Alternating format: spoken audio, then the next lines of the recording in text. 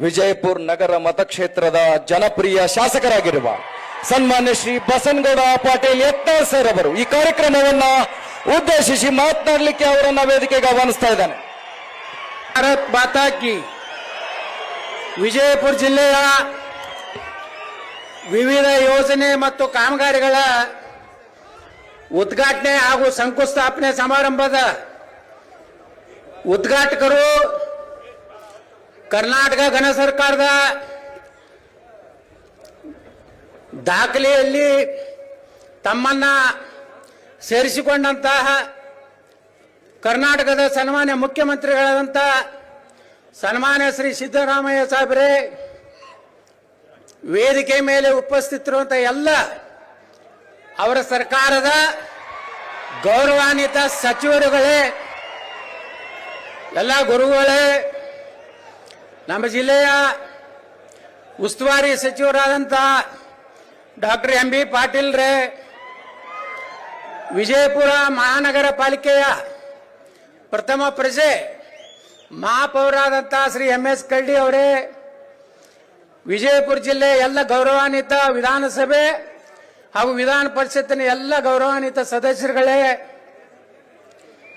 ಈ ಕಾರ್ಯಕ್ರಮದಲ್ಲಿ ಭಾಗವಹಿಸಿದಂಥ ಎಲ್ಲ ವಿಜಯಪುರ ಜಿಲ್ಲೆಯ ಮೂಲೆ ಮೂಲೆಯಿಂದ ಬಂದಂಥ ಎಲ್ಲ ನನ್ನ ಹಿರಿಯರೇ, ಅಣ್ಣ ತಮ್ಮಂದ್ರೆ, ತಾಯಂದ್ರೆ, ಪತ್ರಕರ್ತರೇ, ಮುದ್ದು ಮಕ್ಕಳೇ, ಮೊದಲನೇದಾಗಿ ವೀರರಾಣಿ ಕಿತ್ತೂರು ಚೆನ್ನಮ್ಮನವರ ಮೂರ್ತಿಯನ್ನ ಉದ್ಘಾಟನೆ ಮಾಡಿ ವಿಜಯಪುರ ಬಸ್ ನಿಲ್ದಾಣಕ್ಕೆ ನಮ್ಮ ವೀರರಾಣಿ ಕಿತ್ತೂರು ಚೆನ್ನಮ್ಮನವರ ನಾಮಕರಣವನ್ನು ಮಾಡಿದಂಥ ಕರ್ನಾಟಕದ ಮುಖ್ಯಮಂತ್ರಿ ಶ್ರೀ ಸಿದ್ದರಾಮಯ್ಯನವರಿಗೆ ವಿಜಯಪುರ ನಗರದ ಜನತೆ ವತಿಯಿಂದ ಉತ್ಪೂರ್ವಕವಾದಂಥ ಅಭಿನಂದನೆಗಳನ್ನು ಸಲ್ಲಿಸ್ತೇನೆ. ಅದಕ್ಕಾಗಿ ವಿಶೇಷ ಪ್ರಯತ್ನ ಮಾಡಿದಂಥ ನಮ್ಮ ಜಿಲ್ಲೆಯ ಉಸ್ತುವಾರಿ ಸಚಿವರಾದಂಥ ಡಾಕ್ಟರ್ ಎಂ ಬಿ ಪಾಟೀಲ್ರಿಗೆ ಮತ್ತು ನಮ್ಮ ಸಾರಿಗೆ ಸಚಿವರಾದಂಥ ಶ್ರೀ ರಾಮಲಿಂಗಾರೆಡ್ಡಿ ಅವರಿಗೆ ನಾನು ವಿಜಯಪುರ ಜಿಲ್ಲೆಯ ಜನತೆ ಪರವಾಗಿ ಹೃತ್ಪೂರ್ವಕವಾದಂಥ ಕೃತಜ್ಞತೆಗಳನ್ನು ಈ ಸಂದರ್ಭದಲ್ಲಿ ಸಲ್ಲಿಸ್ತೇನೆ.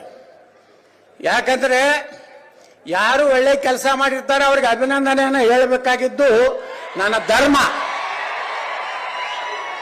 ನನ್ನ ಸಂಸ್ಕಾರ ಏನು ಕಲಿಸಿದೆ ಅಂದ್ರೆ, ಇವತ್ತು ಸಿದ್ದರಾಮಯ್ಯನವರು ಒಳ್ಳೆ ಕೆಲಸ ಮಾಡಿದಾಗ ಸರ್ಕಾರದ ಕಾರ್ಯಕ್ರಮದಲ್ಲಿ ಅವರಿಗೆ ಅಭಿನಂದನೆಯನ್ನ ಗೌರವ ಕೊಡುವಂಥದ್ದು ನನ್ನ ಧರ್ಮ ಮತ್ತು ಕರ್ತವ್ಯ ಅಂತ ನಾನು ತಿಳ್ಕೊಂಡಿದ್ದೇನೆ. ಇದಕ್ಕಾಗಿ ಯಾರಿಗೂ ಅಂಜುವ ಅವಶ್ಯಕತೆ ನನಗಿಲ್ಲ. ಮತ್ತು ನಾನು ಸಿದ್ದರಾಮಯ್ಯನವರೇ ಏಜೆಂಟ್ ಅಲ್ಲ. ಕೆಲವೊಂದು ಮಂದಿ ಹೊಯ್ಕೋತಾರೆ ನನ್ನ ಮ್ಯಾಗ ಸಿದ್ದರಾಮಯ್ಯ ಏಜೆಂಟ್ ಅಂತ. ನಾ ಎಂದೂ ಅವ್ರ ಬಳಿ ಹೋಗಿಲ್ಲ ಮುಖ್ಯಮಂತ್ರಿಗಳಲ್ಲಿ. ಆದ್ರೆ ಅವ್ರು ಒಳ್ಳೇದು ಮಾಡಿದಾಗ ಅವಾಗ ಕೆರೆ ತುಂಬ ಕಾರ್ಯಕ್ರಮ ಮಾಡಿದ್ರು. ಬೇಗಂ ತಲಾಬ್ ಕೆರೆಯಲ್ಲಿ ತಾವು ಮುಖ್ಯಮಂತ್ರಿ ಇದ್ದಾಗ ನಾ MLC ಆಗಿದ್ದೆ. ಅವಾಗೂ ನಿಮ್ಗೆ ಅಭಿನಂದನೆಗಳನ್ನ ಧನ್ಯವಾದಗಳನ್ನು ನಾನು ಸಲ್ಲಿಸಿದ್ದೇನೆ. ಇವತ್ತಿಗೂ ವಿಜಯಪುರದಲ್ಲಿ ಅಕ್ಕ ಮಹಾದೇವಿ ಯೂನಿವರ್ಸಿಟಿ ಹೆಸರಿಟ್ಟಂತ ನಿಮಗೆ, ಎಂ ಬಿ ಪಾಟೀಲ್ರಿಗೆ ಬಸ್ ಸ್ಟ್ಯಾಂಡ್ಗೆ ಚೆನ್ನಮ್ಮನ ಮೂರ್ತಿ ಕೊಟ್ಟವು, ಅಲ್ಲಿ ಜಾಗ ಕೊಡಿಸಿದಂತ ನಿಮಗೆ, ಎಂ ಬಿ ಪಾಟೀಲ್ರಿಗೆ, ರಾಮಲಿಂಗಾರೆಡ್ಡಿ ಅಭಿನಂದನೆಗಳು. ಇದಕ್ಕೇನು ರೊಕ್ಕ ರೂಪಾಯಿ ಬೇಕಾಗುದಿಲ್ಲ.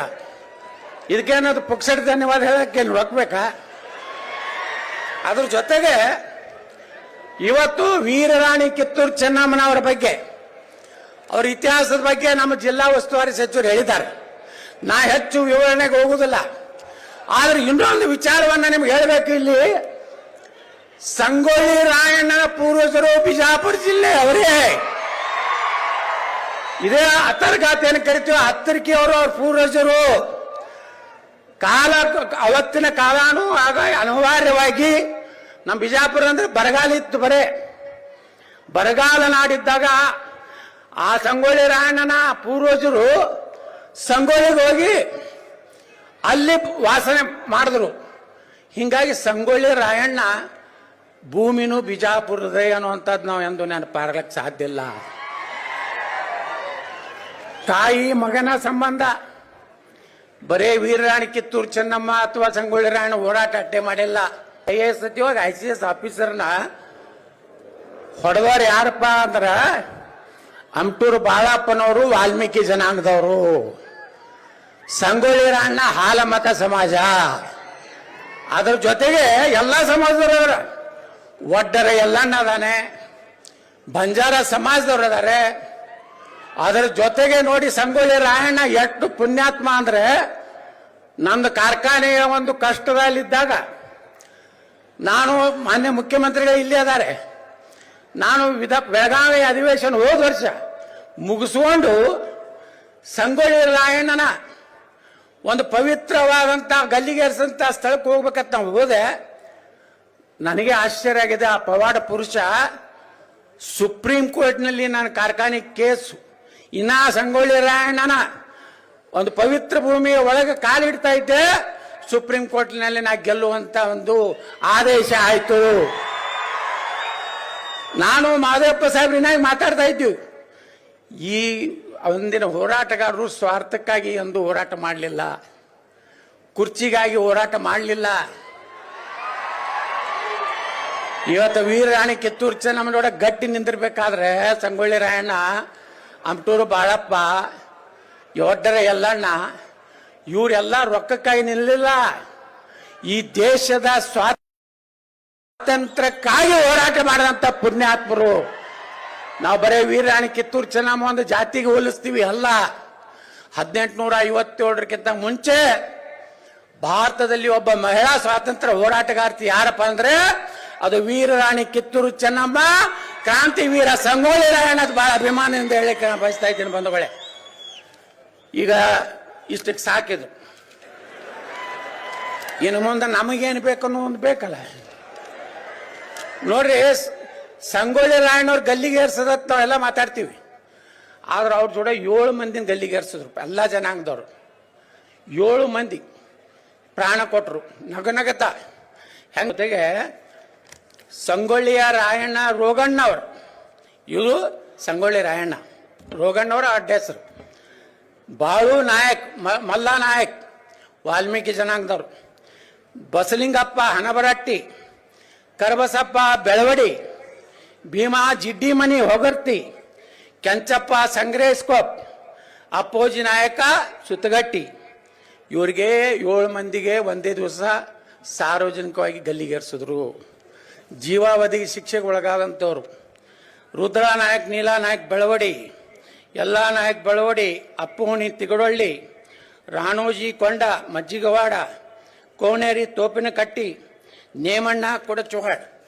ನೋಡ್ರಿ, ಅವ್ರು ಯಾರೂ ಹೆಸರು ಇಲ್ಲ, ಅವ್ರದ್ದು ಎಲ್ಲಿ ಫೋಟೋ ಇಲ್ಲ, ಆದ್ರೂ ನಾವೆಲ್ಲ ಇವತ್ತು ನೆಮ್ಮದಿಯಿಂದ ಈ ದೇಶನಾಗ ಇರಬೇಕಾದ್ರೆ ಅಂಥ ಪುಣ್ಯಾತ್ಮರ ಪಾದ ಕಮಲಗಳಿಗೆ ನಾನು ನಮಸ್ಕಾರ ಮಾಡಿ, ಇವತ್ತು ಈ ಕಾರ್ಯಕ್ರಮ ಸರ್ಕಾರ ಕಾರ್ಯಕ್ರಮ, ಇಲ್ಲೇನು ಟೀಕೆ ಟಿಪ್ಪಣಿ ಇರುವುದಿಲ್ಲ.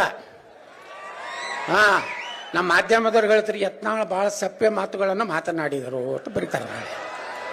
ಅದಕ್ಕೆ ನಾ ಮಾನ್ಯ ಮುಖ್ಯಮಂತ್ರಿಗಳಿಗೆ ವಿನಂತಿ ಮಾಡ್ಕೋದೇನಂದ್ರೆ, ನಮ್ಮ ವಿಜಯಪುರ ನಗರಕ್ಕೆ ಇವತ್ತು ಸುಮಾರು 160 ಕೋಟಿ ರೂಪಾಯಿ ಒಂದು ಫ್ಲೈಓವರ್ ಆಗಬೇಕಾಗಿದೆ.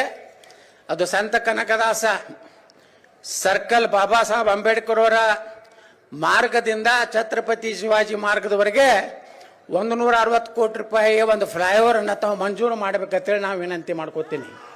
ಅದರ ಜೊತೆಗೆ ನಾನು ಇನ್ನೊಂದು 32 ಕೋಟಿ ರೂಪಾಯಿ ಮನೆ ವಿಧಾನಸಭೆಯಲ್ಲಿ ನಾನು ವಿನಂತಿ ಮಾಡ್ಕೊಂಡೇನೆ. ಜೋರಾಪುರ ಪೇಟೆಯಲ್ಲಿ ಏನು ಪರಿಹಾರ ಕೊಡಬೇಕಾಗಿ ಕೊಟ್ಟರೆ ಈ ಬಾಬಾ ಸಾಹೇಬ್ ಅಂಬೇಡ್ಕರ್ ಅವ್ರ ಮಾರ್ಗ ಬಹಳ ದೊಡ್ಡದಾದಂಥ ಒಂದು ರಸ್ತೆ, ಅದಕ್ಕೆ ಜನರಿಗೆ ಪರಿಹಾರ ಕೊಡಬೇಕಂತೇಳಿ ನಾನು ಈಗಾಗಲೇ ಮಾನ್ಯ ಸುರೇಶ್ ಅವರು ಅವ್ರಿಗೆ ವಿನಂತಿ ಮಾಡ್ಕೊಂಡಿದ್ದೇನೆ. ಇವತ್ತು ನಮ್ಮ ಮುಖ್ಯಮಂತ್ರಿಗಳೇ ಅರ್ಥಮಂತ್ರಿ ಇರೋದ್ರಿಂದ ಮಂಜೂರು ಮಾಡಬೇಕನ್ನುವಂಥದ್ದು.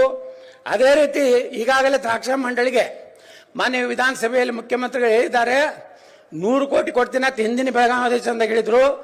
ಮಾನ್ಯ ಹೇಳಿದ್ರು ಬರೀ 10 ಕೋಟಿ.